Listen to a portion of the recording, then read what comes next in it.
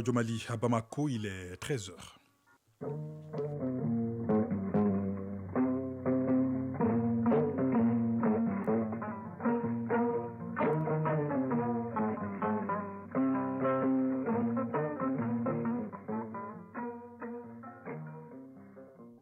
Le journal Ibrahima Traoré.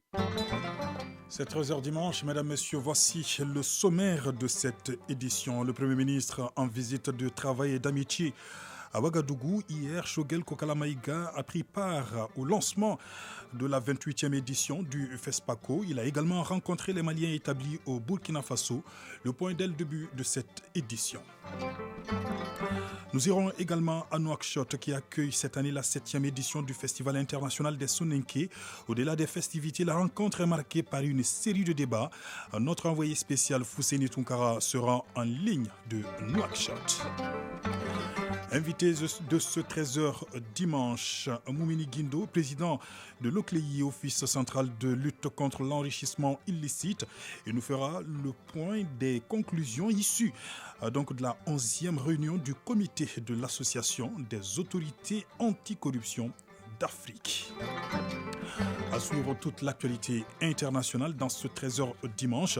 Et puis, Focus Santé porte aujourd'hui sur l'utilisation du coton-tige, les dangers liés donc à son utilisation. Ce sera avec Barakiza Ouattara.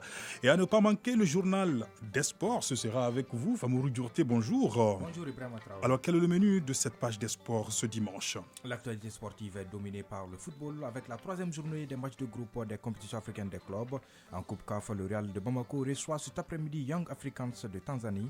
Nous parlerons également de la CAN des moins de 20 ans qui se tient en Égypte et on terminera par l'athlétisme avec la 11e édition des championnats nationaux des cadets. Le journal des sports à ne pas manquer dans une vingtaine de minutes. Et puis, 7e édition du prix Lamine Tchekoura Koulibaly, on en parlera dans cette édition. L'événement a mobilisé cette année à Sibi des élèves de 14 écoles, dont 3 franco-arabes.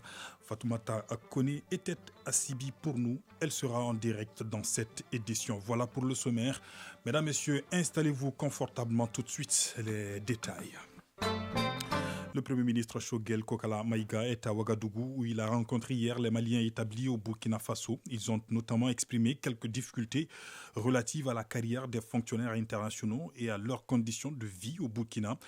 Il a été évoqué aussi des difficultés relatives à l'obtention des documents administratifs.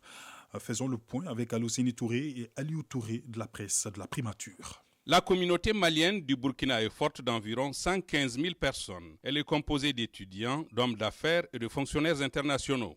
La rencontre entre le Premier ministre et nos ressortissants a permis à ces derniers d'exprimer leur adhésion aux idéaux poursuivis par la transition. Issouf Oumar Maïga, ambassadeur du Mali au Burkina Faso. Les Maliens établis au Burkina Faso vivent en parfaite harmonie avec leurs frères et sœurs du Burkina Faso. Nous osons espérer qu'au sortir de cette rencontre, la diaspora sera consolidée et l'unité nationale autour du bien le plus précieux que nous avons ensemble, à savoir le Mali, sera renforcée. Je voudrais mettre à profit également cette tribune pour remercier les autorités burkinabées pour leur hospitalité légendaire matérialisée par l'intégration des ressortissants maliens résidant dans leur pays et l'accueil fraternel réservé à nos compatriotes réfugiés sur le sol burkinabé. Quelques réponses aux préoccupations exprimées par les Maliens établis au Burkina ont été données par le ministre en charge des Maliens établis à l'extérieur, Alhamdou Ag Ilien. L'un des premiers problèmes des Maliens de l'extérieur, c'est leur gouvernance. Il se trouve que les Maliens de l'extérieur sont en grande majorité représentés par des Maliens de l'intérieur. C'est ça le problème. Et nous sommes toujours au niveau du ministère en train de nous battre contre cela. Par rapport aux logements sociaux, le problème a été posé ici, c'est vrai, mais l'un des premiers problèmes, c'est le nombre. Il y a peu de logements sociaux pour des dizaines de milliers de demandes. En plus, les Maliens de l'extérieur ont des problèmes pour la constitution des dossiers. Par rapport aux parcelles, nous sommes actuellement en contact avec des programmes. Il y a un programme au niveau du département qui travaille avec des Maliens essentiellement basés aux États-Unis. Nous sommes à votre disposition à travers l'ambassade pour ceux qui veulent obtenir des parcelles à ce niveau. Le gouvernement a donné aussi, sous couvert du Haut Conseil des Maliens de l'extérieur, 5000 parcelles à l'Office du Niger pour tous les Maliens de l'extérieur qui veulent vraiment investir. Le Premier ministre a quant à lui prodigué des conseils dans le sens d'une bonne intégration avec nos frères du Burkina Faso. Aussi a-t-il prôné le soutien à la transition pour faire aboutir les projets en cours comme les réformes politiques et institutionnelles. Dr Shogel Kokala Maïga. La démocratie ne s'impose pas par le sommet. Quand les peuples comprendront ce qui se passe, les dirigeants ne peuvent pas faire ce qu'ils veulent. Il faut d'abord sécuriser les citoyens physiquement, sur le plan alimentaire, sur le plan sanitaire, sur le plan éducatif et bien entendu la justice. C'est pour vous dire que le gouvernement actuel, le président actuel, toutes les autorités de la transition ont exactement les mêmes soucis que vous. Et ce n'est pas par hasard que les Maliens dans leur grande majorité, et là il faut rendre un hommage particulier aux Maliens de la diaspora, parmi lesquels vous êtes, ont fait leur choix, c'est de soutenir cette équipe. Nous voulons rendre irréversibles certaines demandes fortes de la population. Ces demandes, après la sécurité, il faut des réformes politiques pour imposer cette situation. Ouagadougou, Alouseni Touré, Aliou Touré pour l'ORTM. Hier, le chef du gouvernement était aux côtés de son homologue burkinabé pour donner le coup d'envoi de la 28e édition du FESPACO. Pour cette édition qui a pour thème Cinéma d'Afrique et culture de la paix. L'invité d'honneur est le Mali qui participe avec 10 films en sélection officielle. Alors Bemba Sibi est l'un de nos envoyés spéciaux à Ouagadougou. Bonjour, rappelez-nous les temps forts de cette cérémonie d'ouverture de ce FESPACO 2023 et quel est le programme de la journée? Oui, Ibrahim Traoré, hier au Palais de Sport de Ouagadougou, c'était un spectacle riche en couleurs qui a marqué le clap de départ de la 28e édition du Festival panafricain du cinéma et de la télévision de Ouagadougou. Un clap de départ donné par les premiers ministres du Burkina Faso et du Mali à leur côté, les ministres maliens et burkinabés en charge de la culture. Le Mali, qui est d'ailleurs l'invité d'honneur de cette édition. La Biennale du cinéma africain met un accent particulier sur cinéma d'Afrique et culture de la paix comme thème de cette 28e édition. L'honneur fait au Mali est une marque d'amitié et de fraternité entre deux pays liés par l'histoire, la géographie et la culture. Et aujourd'hui, les deux pays font face à un défi sécuritaire qui nécessite une mutualisation des efforts, a laissé entendre le docteur Shogel Kokala Maïga, le Premier ministre, de poursuivre que les guerres et conflits naissent dans la tête et l'art, notamment la culture, est un meilleur vecteur pour influencer positivement les esprits. Et Ibrahim, le programme d'aujourd'hui a commencé par une cérémonie de libation en hommage aux cinéastes disparus à la place des cinéastes à Ouagadougou. À 11h, il y a eu également l'ouverture officielle du MICA, le marché international du cinéma et de la télévision africaine, qui est une rencontre entre producteurs, diffuseurs et porteurs de projets de films. La projection des films en sélection officielle a également commencé aujourd'hui dès 10h30. Au cours de cette journée, 5 projections des films en compétition sont prévues. Il faut noter que 15 films sont retenus dans la catégorie des longs métrages. Au total, 70 films ont été retenus pour cette édition et le Mali participe avec 10 films cette année, une première pour notre pays. Ibrahim Traoré. Merci beaucoup, Bemba Sibi, en ligne de Ouagadougou. Et de Ouagadougou, rendons-nous à Nouakchott, qui accueille cette année la 7e édition du Festival international des Soninké. Au-delà des festivités, la rencontre est marquée par une série de débats. Fouseni Tounkara, bonjour. Bonjour, Ibrahim Traoré. Alors, vous êtes notre envoyé spécial dans la capitale mauritanienne. Quels sont les thèmes abordés au cours des différentes conférences? Ibrahim Traoré, écoutez, il y a eu 4 conférences d'envergure en 3 jours entre les Soninké et d'autres partenaires à Nouakchott. La première a porté sur les origines, les trajectoires de la communauté Soninké dans le Sahel, la cohésion et la tolérance religieuse. Les questions de santé sont aussi parmi les priorités du Soninkara.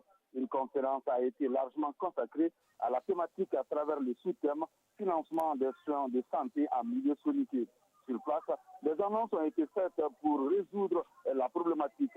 Un exemple, Ibrahim Traoré, une société d'assurance dénommée Assurance Santé a proposé ses produits. Il s'agit d'une couverture santé qui va garantir aux assurés les frais d'hospitalisation, les frais également de médicaments, entre autres.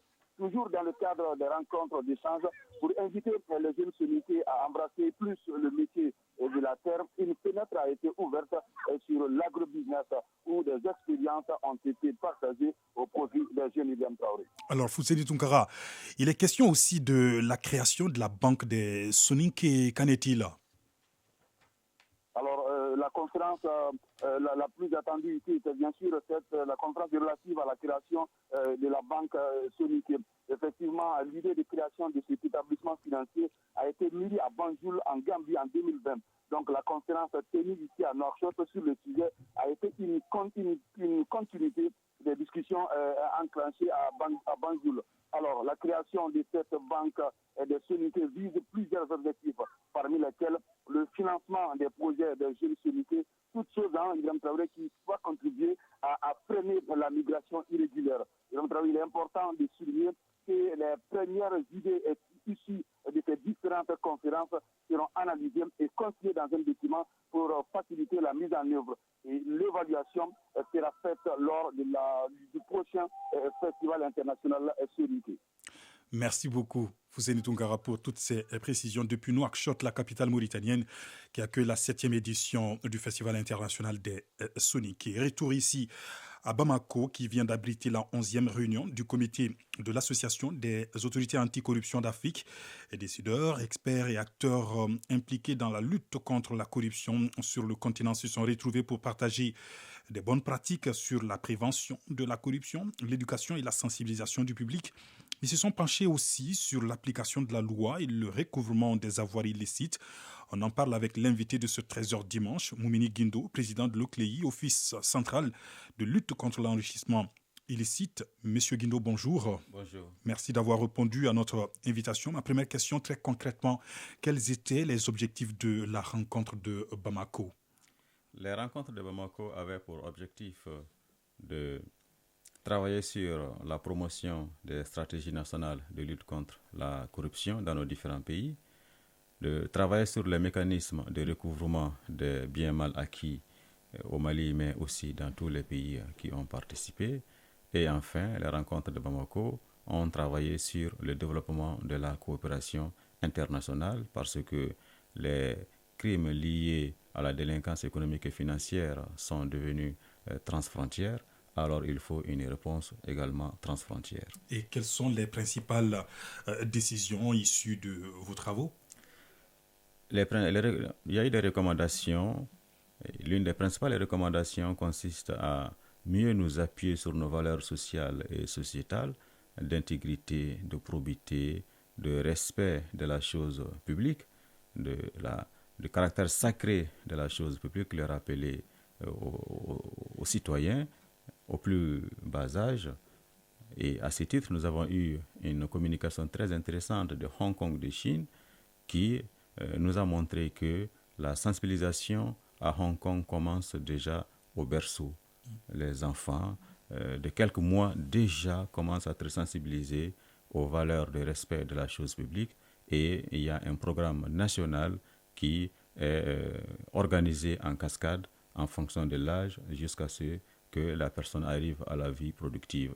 Au Mali, nous avons le programme national d'éducation aux valeurs qui est en gestation. Nous avons accueilli le président de ce groupe de travail ainsi que le ministre de la Refondation pour également rappeler qu'il est important d'intégrer le respect de la chose publique dans le programme d'éducation aux valeurs et qu'il est important de diffuser, d'enseigner ce programme de valeurs de manière à ce que chaque Malien, dès le plus jeune âge, fasse sienne l'obligation de respecter la chose publique. Ensuite, nous avons reçu le comité exécutif de l'association africaine qui regroupe tous les pays africains parce que l'OCLEI existe au Mali, mais dans chaque pays africain, dans la plupart des pays, il y a des structures comme l'OCLEI, sous des dénominations différentes, mais avec des missions qui s'appuient sur les conventions internationales et les conventions régionales, lutter contre la corruption par l'information, la sensibilisation, l'éducation, mais aussi par les enquêtes et le traitement des déclarations de biens et le développement de la collaboration interservices ainsi que la coopération internationale, l'entraide judiciaire, etc. Donc ce comité s'est tenu à Bamako parce que le Mali, depuis juin 2022, à travers le président de l'OCLEI, est premier vice-président de cette association panafricaine qui regroupe aujourd'hui 38 institutions membres comme l'OCLEI.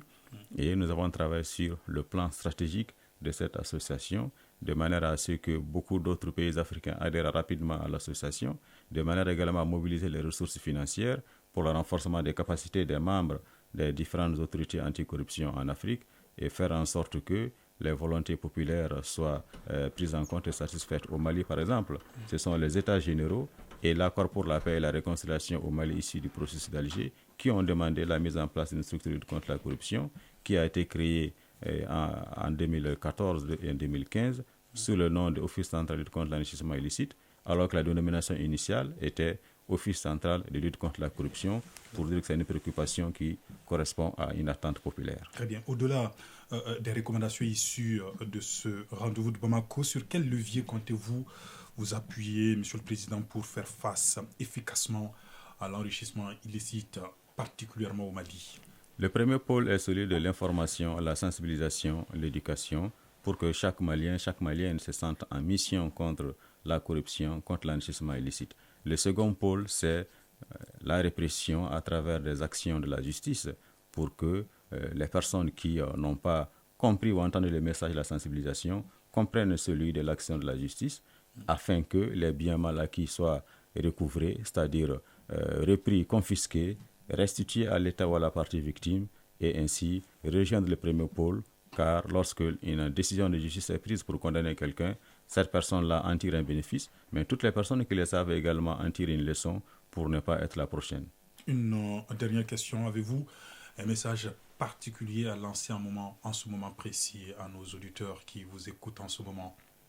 Nous souhaitons que toutes les Maliennes et tous les Maliens se sentent en mission contre le phénomène de la corruption, de l'enrichissement illicite, en étant convaincus que la prospérité commune réside dans le respect et le développement de la chose publique et non dans l'inverse. Donc nous souhaitons que chaque Malien, chaque Malienne s'investisse à titre personnel, à titre privé pour faire avancer cette cause-là. Nous demandons également à la justice de traiter les dossiers qui sont à son niveau pour que la population comprenne que des actions vigoureuses sont engagées par les autorités et que, après la sensibilisation, l'heure de la répression aussi doit sonner. Monsieur Moumini Kindo, je rappelle que vous êtes président de l'OCLEI, Office central de lutte contre l'enrichissement illicite. Merci encore une fois d'avoir répondu à notre invitation. Je vous remercie.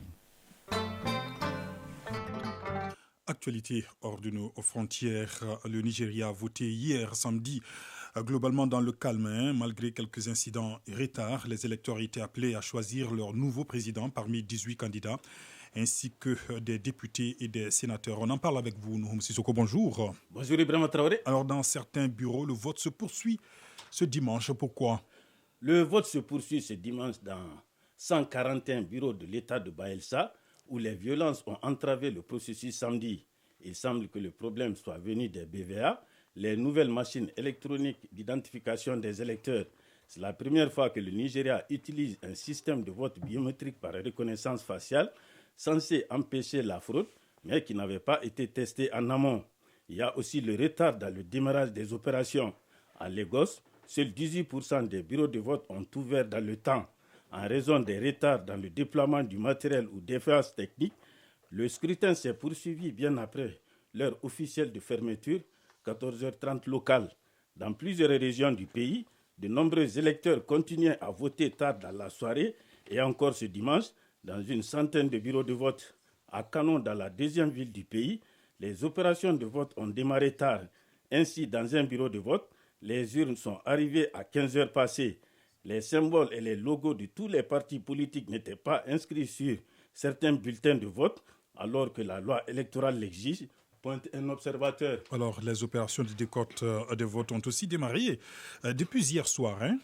Malgré un climat globalement serein, il y a eu des violences sporadiques à Lagos, notamment dans le quartier de Surulere, où des urnes ont été ouvertes et les bulletins jetés dans le caniveau. Finalement, le décompte des bulletins s'est poursuivi toute la nuit. Le dépouillement et la collecte des résultats sont un autre défi, à tel point que de nombreux électeurs inquiets sont restés à veiller pour surveiller le travail des assesseurs hier soir. Ibrahima Traoré. Merci beaucoup, Nouhoum Sissoko. En République démocratique du Congo, les chefs d'État et de gouvernement de la communauté économique des États de l'Afrique centrale étaient réunis hier pour leur 22e session ordinaire. Au menu des échanges, le processus de transition au Tchad et la crise diplomatique entre Kinshasa et Kigali. Bourama Traoré, bonjour. Bonjour Ibrahima Traoré. Vous suivez ce dossier pour 13h dimanche. Alors, à l'issue de cette session de la CEAC, un nouveau président en exercice de l'organisation a été désigné. Tout à fait, Ibrahima Traoré, et il s'appelle Ali Bongo Ondimba. Le président gabonais succède ainsi à son homologue de la République démocratique du Congo, Félix Tshisekedi, à la tête de la communauté économique des États de l'Afrique de l'Ouest, CAC. Ainsi, on a décidé la 22e session ordinaire des chefs d'État et de gouvernement de l'organisation tenue hier dans la capitale congolaise, Kinshasa. Du coup, le Gabon accueillera le prochain sommet au mois de juillet prochain. La 22e session de la CAC réitère son soutien au processus de transition au Tchad. Les chefs d'État ont également salué la disponibilité des autorités tchadiennes à collaborer sans réserve avec l'organisation dans le cadre de la mission d'enquête sur les événements du 20 octobre 2022. Événements qui ont fait 128 morts selon le rapport de la Commission nationale des droits de l'homme. Autre sujet au cœur de discussion des dirigeants de la communauté, la situation sécuritaire en RDC, avec un appel au M23 de mettre fin aux violences et de déposer les armes. Sur la question, Kinshasa renouvelle son accusation de Kigali de soutenir les rebelles. C'est pourquoi le président rwandais Paul Kagame n'a pas participé à la session et s'est fait représenter par son ministre des Affaires étrangères qui est intervenu par visioconférence. Déjà, jeudi, lors du Conseil des ministres de la CAC, le Premier ministre congolais avait rappelé les objectifs de l'article 4 du traité révisé de la communauté, à savoir la promotion de la coopération et le renforcement de l'intégration régionale en Afrique centrale. Comment alors atteindre ces objectifs dans un contexte de crise diplomatique entre les deux pays de la communauté? Merci beaucoup, Bourama Traoré. En Tunisie, des centaines de personnes ont manifesté hier samedi dans les rues de Tunis. C'est à l'appel du collectif d'associations appelé Front Antifasciste. Ils protestent contre les déclarations du président Kais Saied il y a de cela quelques jours. On en parle avec vous. Mohamed Sangaré, bonjour. Bonjour Ibrahim Traoré. Alors, le chef de l'État tunisien a fustigé l'immigration clandestine, particulièrement d'Afrique subsaharienne, prônant des mesures dites urgentes contre ce qu'il a qualifié de horde de migrants clandestins. Oui, Ibrahim Traoré, plusieurs Tunisiens ont dénoncé hier la montée du racisme dans leur pays après les propos du président Kais Saied sur des migrants subsahariens. Rassemblés devant le siège du syndicat national des journalistes, les manifestants ont défilé jusqu'à l'avenue Abid Bourguiba. Certains scandaient non au racisme ou encore nous sommes tous africains. Alors que le cortège antiraciste avançait, les manifestants se sont arrêtés tout en criant leur solidarité avec des migrants subsahariens qui observaient la foule depuis leur balcon sans pouvoir participer de peur d'être arrêtés. Malgré cet élan de solidarité de la société civile, beaucoup de subsahariens confient ne plus se sentir en sécurité en Tunisie. Pour rappel, mardi, le président Kais Saied a prôné des mesures urgentes contre l'immigration clandestine des ressortissants des pays d'Afrique subsaharienne, estimant que leur présence était source de violences, de crimes et d'actes inacceptables. Ibrahim. Les indignations ne se sont pas fait attendre sur ce discours de Kais Saied. On note surtout la condamnation, la ferme condamnation de l'Union africaine. Oui, tout à fait. Le président de la Commission de l'Union africaine a fermement condamné dans une déclaration publiée sur le site officiel de la Commission ce qu'il a qualifié de déclarations choquantes faites par les autorités tunisiennes contre des Africains qui, selon ses dires, vont à l'encontre de la lettre et de l'esprit de son organisation. Le président de la Commission de l'Union africaine a appelé tous les pays, et notamment les pays membres, à honorer les obligations qui leur incombent en vertu du droit international et des instruments de l'Union africaine, stipulant le traitement des migrants avec dignité d'où qu'ils viennent et à s'abstenir de tout discours haineux à caractère raciste susceptible de nuire aux personnes et accorder la priorité à leur sécurité et à leurs droits fondamentaux. Au Sénégal, les députés leaders de l'opposition et syndicats ont aussi dénoncé les discours haineux du président tunisien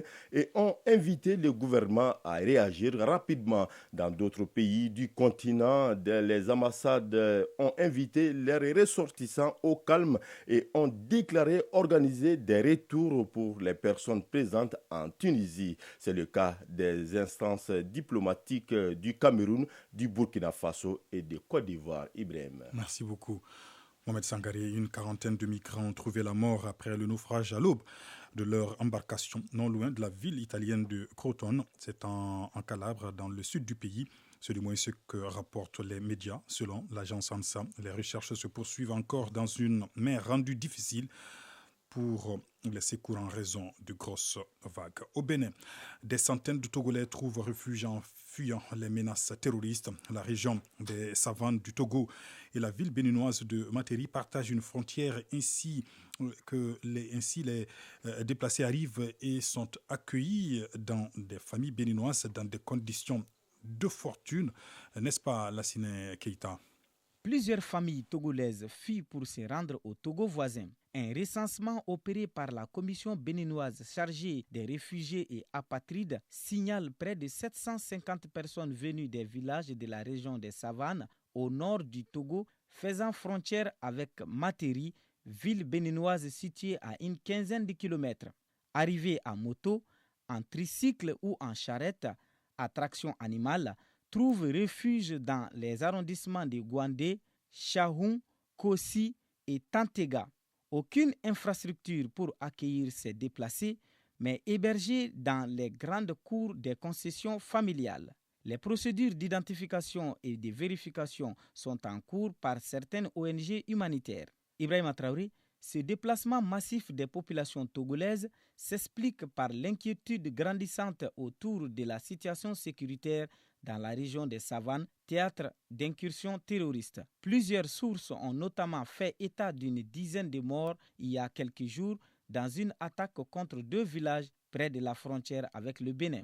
Le gouvernement mène des efforts pour lutter contre la menace terroriste dans le nord avec un plan d'urgence pour la région des Savanes reconnu par un conseiller municipal de la zone. Il faut tirer la sonnette d'alarme pour que non seulement le gouvernement, mais aussi des bonnes volontés puissent venir en aide, indique l'élu municipal. Cette insécurité qui plane sur le Togo aura des conséquences sur les activités agricoles et risque de cibler les zones déjà fragiles. Et toujours le Togo dans l'actualité, cette fois-ci en plus bref, les forces démocratiques pour la République, FDR, parti d'opposition, appelé lors de sa rentrée politique à ses membres à une réflexion sur la situation du pays qui fait face à divers maux tels que la pauvreté, l'extrémisme violent ou encore la dilapidation des deniers publics. Il s'agit aussi d'analyser et de réfléchir aux enjeux électoraux qui s'annoncent, précise le parti d'opposition FDR. Le président russe Vladimir Poutine a accusé l'OTAN de participer au conflit en Ukraine en fournissant des armes aux forces de Kiev. Dans une interview diffusée ce dimanche, ils envoient des dizaines de milliards de dollars d'armes à l'Ukraine. Ceci est vraiment de la participation, a dit M. Poutine dans un entretien accordé à la chaîne Rossiya 1. Le gouvernement colombien a accordé à l'ELN le statut d'organisation politique armée rebelle, un geste salué hier samedi par cette guérilla comme indispensable à la poursuite du processus de paix initié par le président de gauche Gustavo Petro. Le LN avait menacé de mettre fin à toute négociation si elle ne se voyait pas accorder ce statut destiné à la distinguer d'autres groupes armés tels les narcotrafiquants avec lesquels M. Petro s'efforce également de conclure un accord dit de paix total. Retour à l'actualité nationale dans quelques instants. 7e édition du prix Lamine Tchekoura Koulibaly.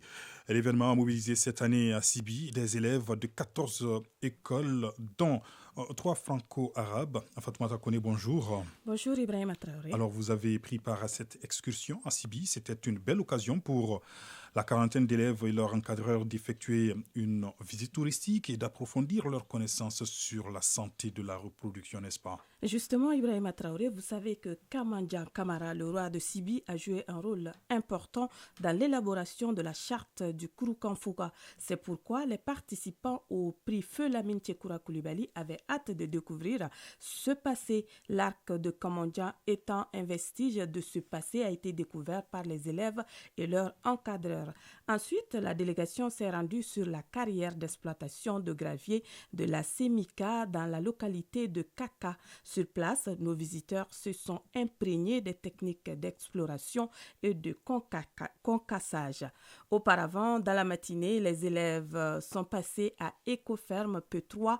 Là, ils ont été initiés aux techniques de pisciculture et aux opportunités qu'offre la serre.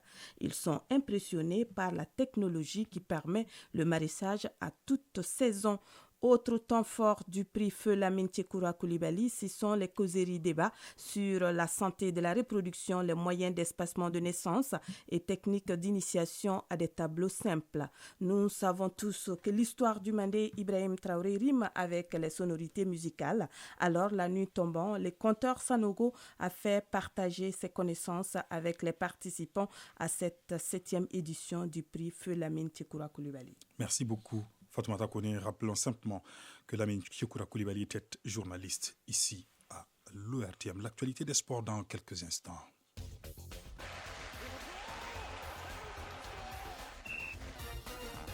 Mourou bien installé dans ce studio. Très bien, Ibrahima Traoré. Alors nous démarrons cette page des sports. Avec du foot, l'AS Real accueille ce dimanche à Bamako les Tanzaniens de Young Africans à partir de 16h et c'est au stade du 26 mars.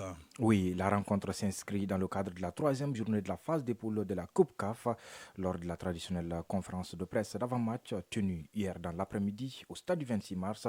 L'entraîneur de Young Africans, Nasreddine Nabi, et son homologue de la SRA Lanou Diané se sont exprimés sur les enjeux de la rencontre.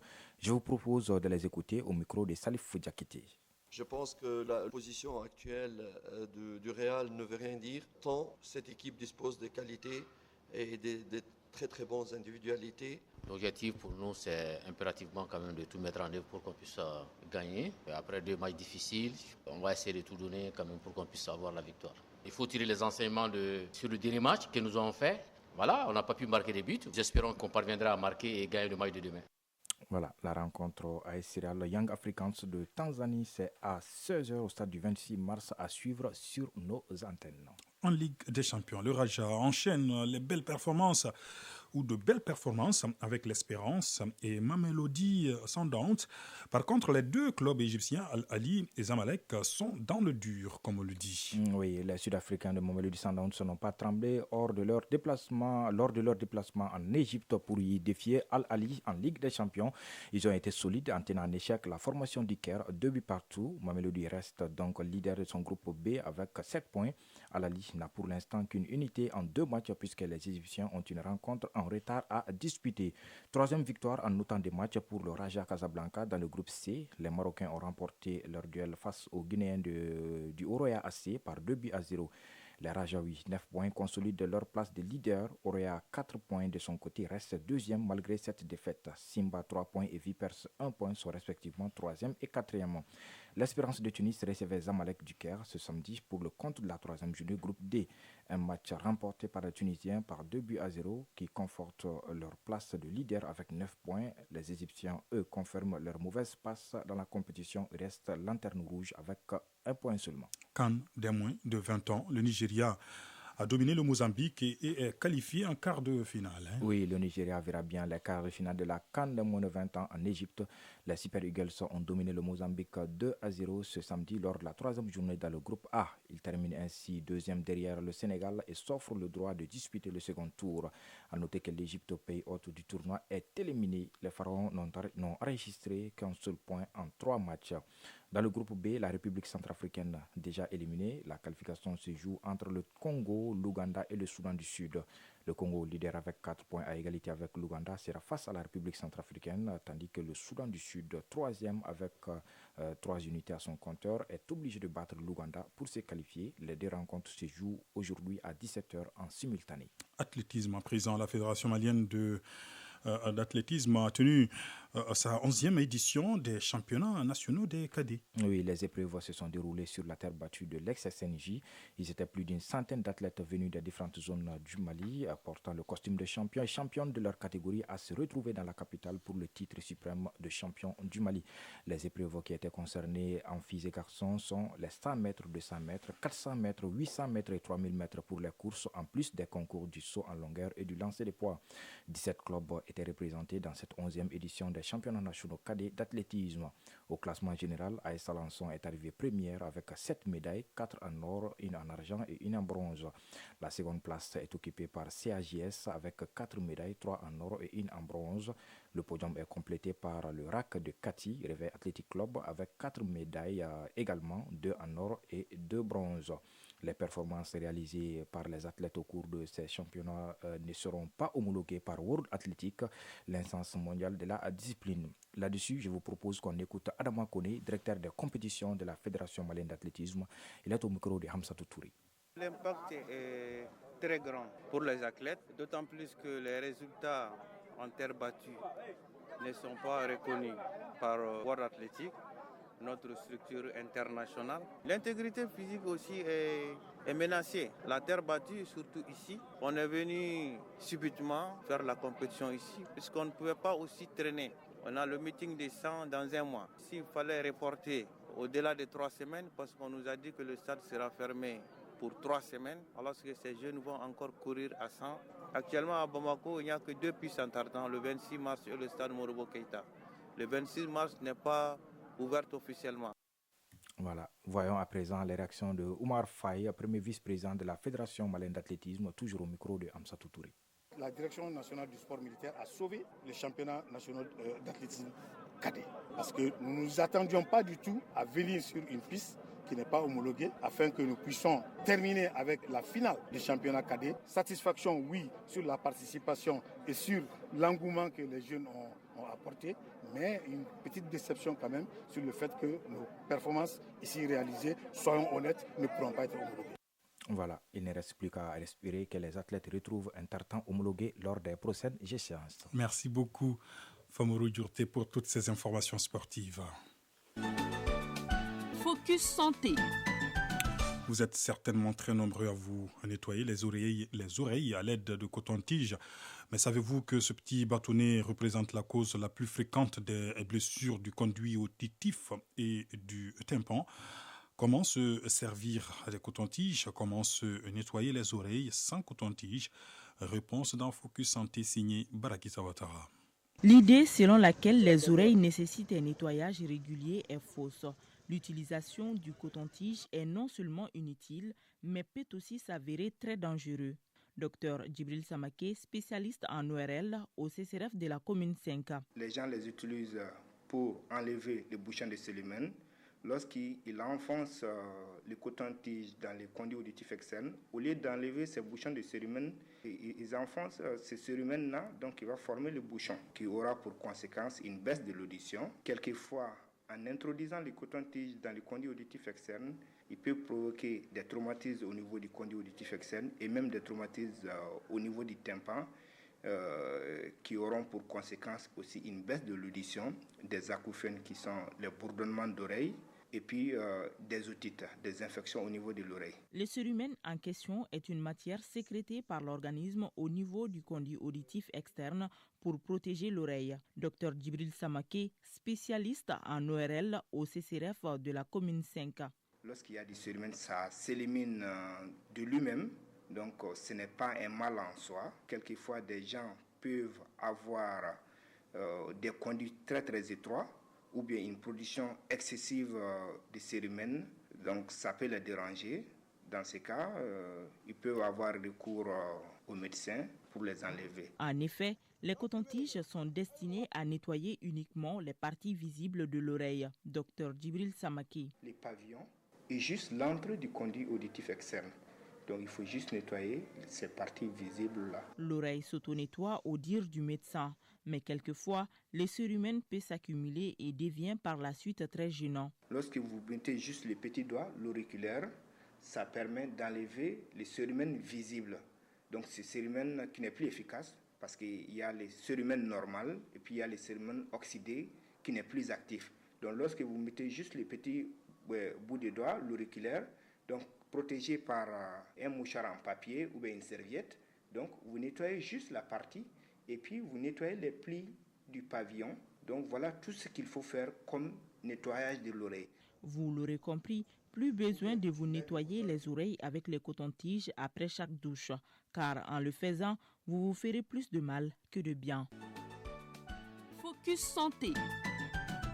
13h40, c'est donc tout pour ce 13h dimanche que j'ai eu le plaisir de vous présenter avec à la coordination éditoriale Bourama Traoré, à la réalisation de la Sina Keita. La mise en onde est assurée par Bintou Traoré. Retrouvez dans quelques instants Famourou Djourté dans Rétro 7, la rétrospective de l'actualité de la semaine, et à 19h30, la grande édition du soir. Passez d'excellents moments de radio en notre compagnie. Bon dimanche.